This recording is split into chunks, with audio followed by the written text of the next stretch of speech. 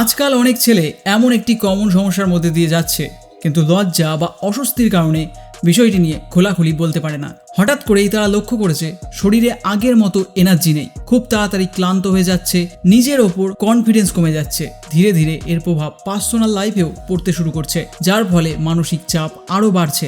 অনেক স্টুডেন্ট পড়াশোনার চাপ, রাত জাগা, অস্বাস্থ্যকর খাবার ও অতিরিক্ত মোবাইল বা স্ক্রিন ইউজের কারণে দুর্বলতা অনুভব করছে। চাকরিজীবীরা সারাদিনের মানসিক চাপ, দীর্ঘ সময় বসে কাজ করা ও অনিয়মিত লাইফস্টাইলের কারণে স্ট্যামিনা কমে যাওয়ার কথা বলছেন। ব্যবসায়ীরাও টেনশন, দুশ্চিন্তা ও বিশ্রামের অভাবে শরীরের কন্ট্রোল ও পারফরমেন্স আগের মতো পাচ্ছেন না। এছাড়াও বর্তমান সময়ে অনেকেই অতিরিক্ত অ্যাডাল্ট কন্টেন্ট দেখার অভ্যাস বা ঘন ঘন মাস্টারবেশনের কারণে শরীরের সংবেদনশীল অংশে অতিরিক্ত চাপ সৃষ্টি করছেন। ফলে কেউ কেউ মনে করছেন আগের মতো স্ট্রেংথ বা ফ্রিমনেস আর অনুভব করছেন না, এবং এতে মানসিক অস্বস্তিও তৈরি হচ্ছে। তবে এর জন্য হতাশ হওয়ার কিছু নেই। সঠিক জ্ঞান ও নিয়ম মেনে চললে ধীরে ধীরে রিকভারি সম্ভব। কিছু সায়েন্টিফিক এক্সারসাইজ টেকনিক আছে যেগুলো নিয়মিত প্র্যাকটিস করলে পেলভিক মাসল শক্তিশালী করা, কন্ট্রোল বাড়ানো এবং ওভারঅল স্ট্যামিনা উন্নত করতে সহায়ক হতে পারে। আজ আমরা এমন 3টি গুরুত্বপূর্ণ টেকনিক সম্পর্কে জানবো যেগুলো অনেকের জন্য উপকারী হতে পারে। প্রথম হচ্ছে জেলকিং টেকনিক, দ্বিতীয় হচ্ছে কিগেল এক্সারসাইজ, তৃতীয় হচ্ছে পেনিস পাম্প এক্সারসাইজ। যদি এই সমস্যাগুলো এখন আপনার না থাকে, তবুও বিষয়গুলো জেনে রাখা ভালো হবে, কারণ ভবিষ্যতে প্রয়োজন হলে এই জ্ঞানই আপনাকে সচেতন ও প্রস্তুত থাকতে সাহায্য করতে পারে। প্রথম, জেল কিং টেকনিক। এই টেকনিক অনুযায়ী লিঙ্গে একটি নির্দিষ্ট পদ্ধতিতে মাসাজ করতে হয়। হাতের গ্রিপ একটি নির্দিষ্ট পজিশনে রেখে লিঙ্গের নিচের দিক থেকে ধীরে ধীরে উপরের দিকে স্ট্রোকিং মুভমেন্ট করতে হয়। এই মাসাজের সময় একটি উপযুক্ত তেল ব্যবহার করতে পারলে আরো ভালো ফল পাওয়া যেতে পারে। এক্ষেত্রে নেচার মেনিয়া লিপ টাপ অয়েল ব্যবহার করা যেতে পারে। এই তেলের মধ্যে রয়েছে অশ্বগন্ধা, ক্লোভ, শতাবরী, সফেদ মুসলি এবং সন্না মশিক ভস্মা।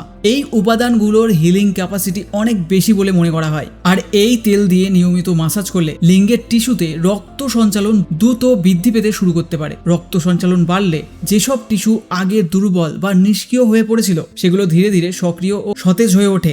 এর ফলে লিঙ্গে আগের তুলনায় বেশি মজবুতি ও পাওয়ার অনুভূত হয়, কারণ টিস্যুগুলো পর্যাপ্ত নিউট্রিশন ও অক্সিজেন পেতে শুরু করে। আর এই তেল ব্যবহার করা খুবই সহজ। স্নান করার পর মাত্র 2 ফোঁটা তেল নিয়ে নিচ থেকে উপর দিকে জেলকিং টেকনিকের সাথে, মানে নিচ থেকে উপর দিকে মাসাজ করুন।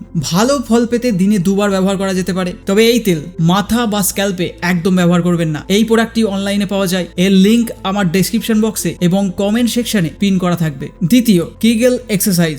যখন আমাদের খুব জোরে টয়লেট পাই এবং আমরা সেটাকে আটকে রাখার চেষ্টা করি, তখন আমরা স্বাভাবিকভাবেই পেলভিক বা পেছনের মাসলগুলোকে টাইট করে ফেলি। ঠিক একইভাবে নিজের অ্যানাসের মাসল কন্ট্যাক্ট করুন, কিছুক্ষণ ধরে রাখুন, তারপর ছেড়ে দিন। আবার কন্ট্যাক্ট করুন, আবার রিল্যাক্স করুন, আবার কন্ট্যাক্ট করুন, আবার রিল্যাক্স করুন। এই নিয়মিত প্র্যাকটিসের ফলে পেলভিক ফ্লোর মাসল শক্তিশালী হয়, যার ফলে কন্ট্রোল বাড়তে পারে এবং শরীরের স্ট্যামিনা ধীরে ধীরে বিল্ড আপ হয়। তৃতীয়, পেনিস পাম্প এক্সারসাইজ।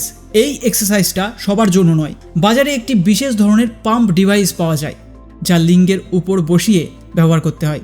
ব্যবহারের আগে লিঙ্গের চারপাশে লিউব লাগিয়ে তারপর ধীরে ধীরে পাম্প করতে হয়।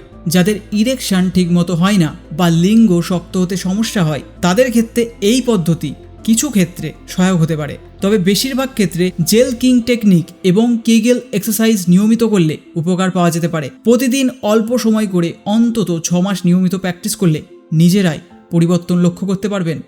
আজকের মতো এইটুকুই। Thanks for watching. Get fit, stay healthy.